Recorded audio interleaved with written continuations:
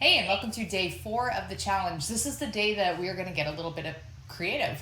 We're going to invent something short, simple, and sweet at the piano, and then I'm going to take you over to a program called MuseScore, and we're going to practice how to actually take the idea that you wrote on the piano and put it on an online downloadable music staff program.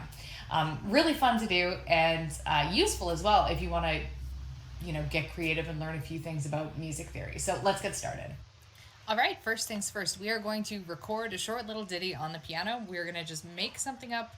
I'm going to have a little bit of an improvisation session, a little bit of a creativity session, and I'm going to keep this part of it short because I want to show you how to import this into MuseScore and how to actually turn this into actual notation, because it's kind of a fun thing to do, and learning MuseScore is really useful. It's a really useful free online program. So the first thing we have to do is write something. Now, I'm not going to suggest you write anything complicated. I would suggest that you write something along the lines of what we've been doing in the previous days. So we've really just been working with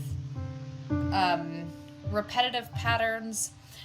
One thing I would encourage you to do is, if you can find a way to use the damper pedal, it's going to sound a little bit more fancy. Playing something, or you could go in the opposite direction and play something hoppy, but I'm just going to write something right now. I'm going to hold the damper pedal. I think I want to do something with chord shapes, which we were kind of looking at a little bit yesterday, and I was liking the sound of that. So I think what I'm going to do, and you don't even need to know what chords are, but all I mean when I say chord shapes are these, like the pattern of notes where I have like a gap in between the notes so they're not all right beside each other. So starting on C, and then each note has a gap. So what I might do is I might play something like that with like a little bit of a pause at the top of each note. So on the top note I'll pause, on the top note I'll pause, and then where am I going to go from there? How about I go...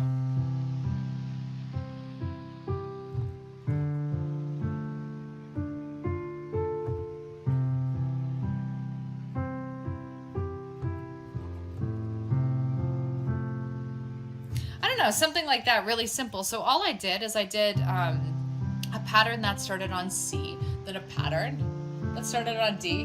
I kind of like that, but I wanted to return back to my home bass sound on C, and then maybe carry that over to F, which is a bigger jump, but still use the open shape.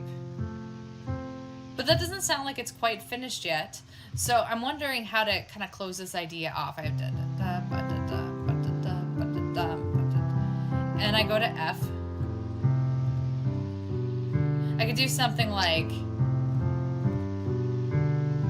I like that, where I'm going the F, then the G, and then back to the C, because that's what makes it sound complete. So this is going to be the short little idea that I wrote. I'll do it one more time, and then we'll hop over to MuseScore, and I'll show you how I would input this, and I'll encourage you to do the same.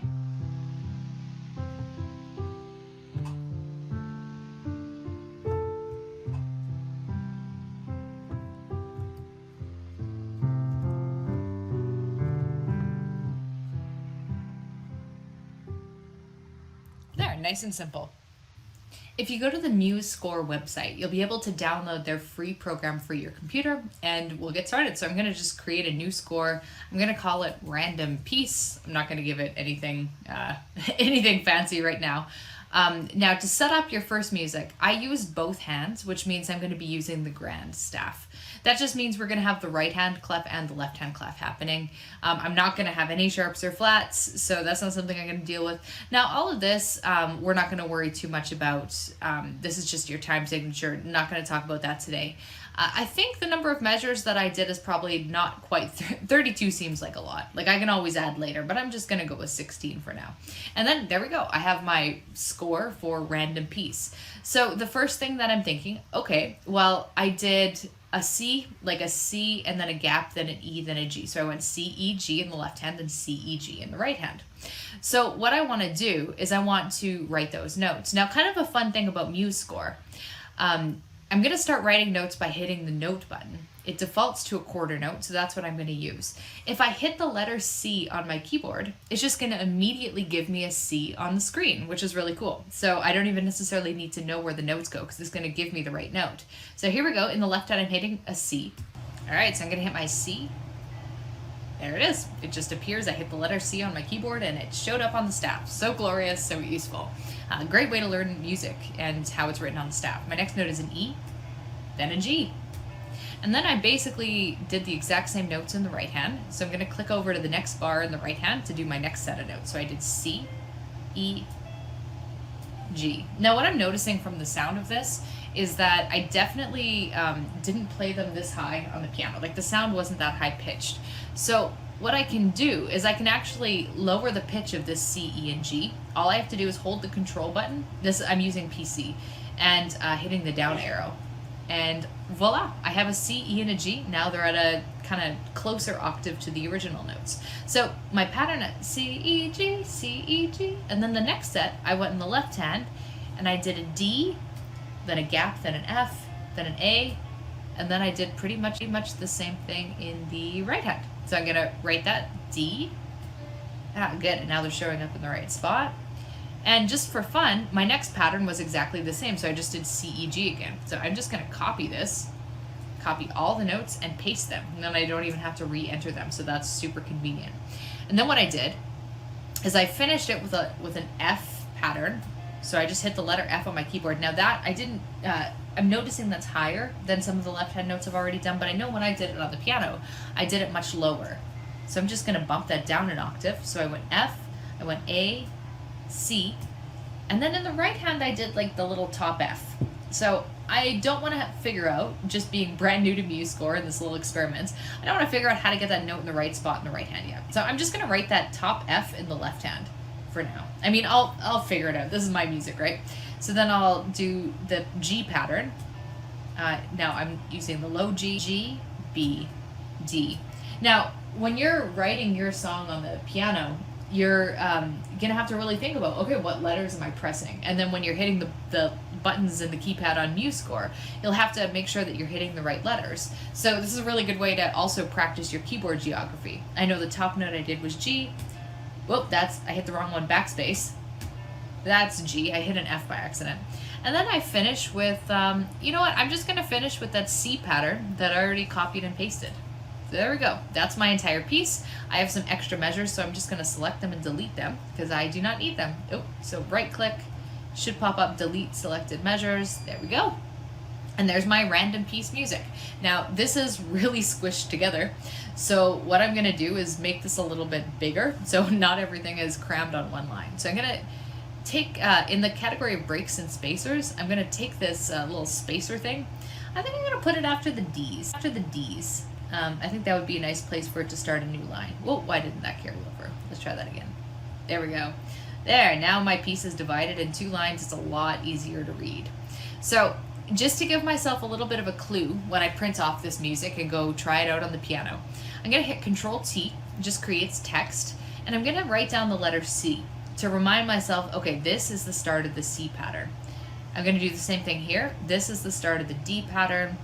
Over here, this is the start of the C pattern, and then I'll finish through the end. So this is F, the F pattern, this is the G pattern, and then I finally finish with the C pattern. So another note that I want to make to myself is that this guy here, I didn't want to figure out how to put it in the right hand, but I am playing it with the right hand. So what I'm going to do is just create a little text that says, in brackets, right hand. And I'm just going to move it a little closer so it kind of lines up nicely. And I'm going to do the same thing here. Just a note to myself, I mean, this is my music, so I can do what I want when I'm learning how to use it. Something like that, nice and simple. So as a final thing to finish this off, before I test it out and make sure it sounds right, is I want to make the notes less squished together. I want to increase the size so it's easier to read. So I'm going to go to Format and click Page Settings, and there's this fun little button in the scaling. I'm just going to hit that up once or twice. And this is going to make my music, voila, so much bigger and easier to read. I love it. I love how well that works. Now I'm going to test it out. I'm going to hit play. So make sure I'm at the beginning of my piece. I'm going to hit this play button, and here we go.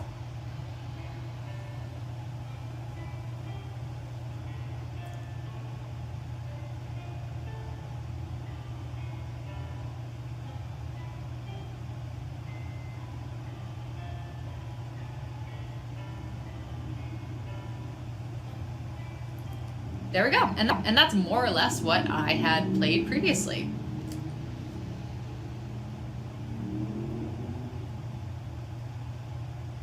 Just to finish this off once and for all, I'm going to click the export button because I want to save this as a PDF. I'm just going to save this on my desktop perhaps.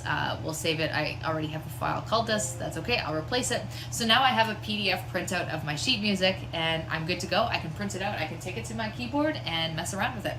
So be creative. Doodle something on the piano and see if you can just try to input it on MuseScore. It's a lot of fun. It's a good way to start learning this very useful program. And I'll catch up with you tomorrow.